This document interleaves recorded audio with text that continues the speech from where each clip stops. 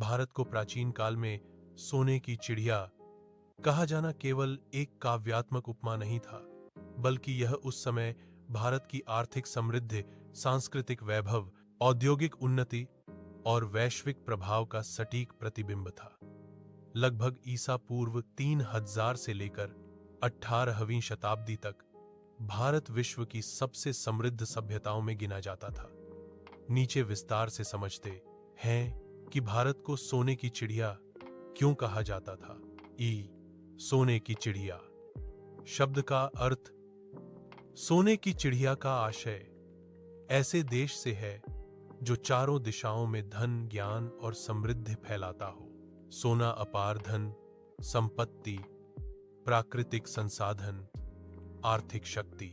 चिड़िया जो उड़कर दूर दूर तक आकर्षण का केंद्र बने।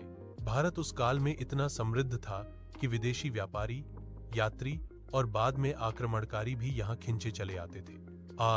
प्राचीन भारत की आर्थिक समृद्धि के विश्व की सबसे बड़ी अर्थव्यवस्था।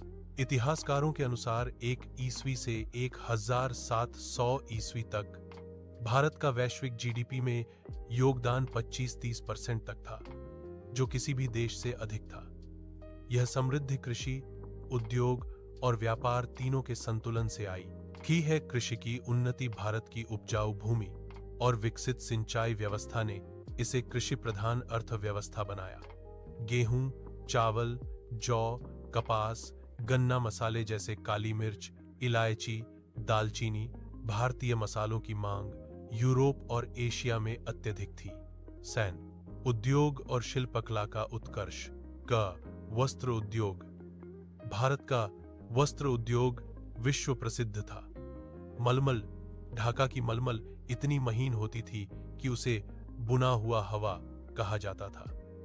रेशम, सूती कपड़े, कालीन। रोम, मिस्र और यूनान में भारतीय कपड़ों को सोने के बदले खरीदा जाता था। धातु विज्ञान। भारत